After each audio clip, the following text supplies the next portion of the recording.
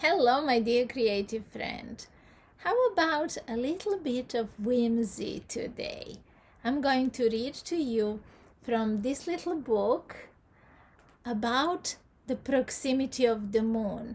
Let's see what that can inspire and spark inside of you today. Please share your creative creations in the comments.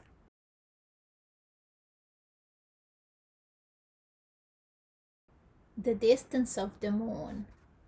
At one time, according to Sir George H. Darwin, the moon was very close to the earth. Then the tides gradually pushed her far away.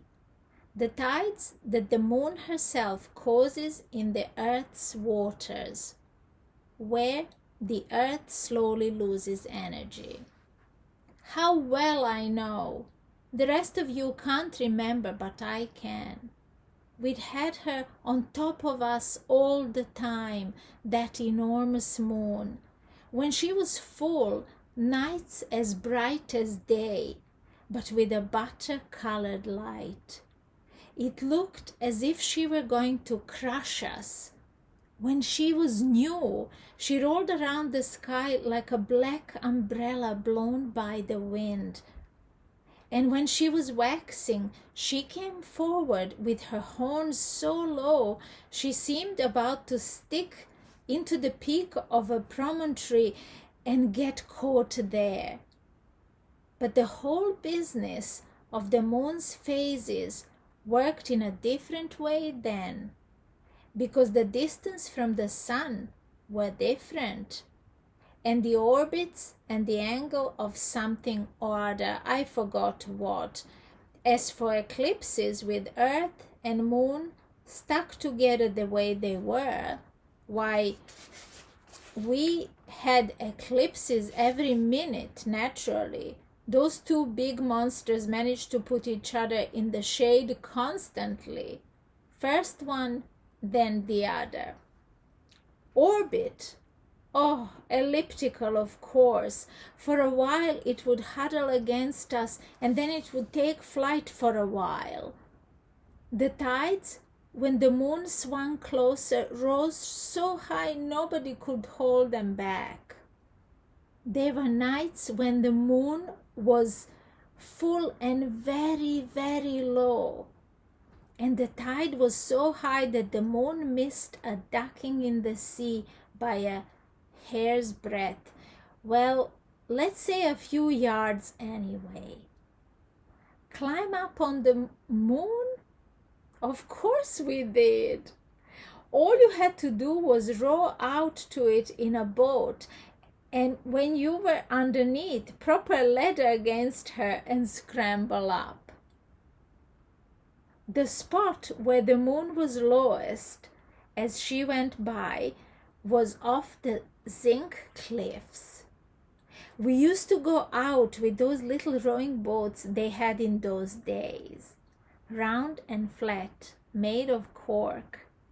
They held quite a few of us, me and Captain, his wife, my dear cousin, and sometimes the little one. She was 12 or so at that time.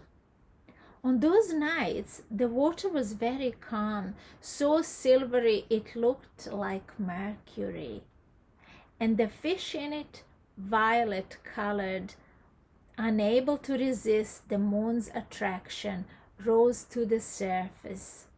All of them, and so did the octopuses and the saffron medusas. There was always a flight of tiny creatures, little crabs, squid, and even some weeds, light and filmy, and coral plants that broke from the sea and ended up on the moon, hanging down from that lime-white ceiling. Or else they stayed in mid-air, a phosphorescent swarm we had to drive off, waving banana leaves at them. This is how we did the job. In the boat we had a ladder. One of us held it, another climbed to the top, and a third at the oars, rowed until we were right under the moon. That's why there had to be so many of us. I only mentioned the main ones. The man at the top of the ladder, as the boat approached the moon, would become scared and start shouting, "Stop, stop, I'm going to bang my head." That was the impression you had, seeing her on top of you, immense, and all rough with sharp spikes and jagged, sawtooth edges.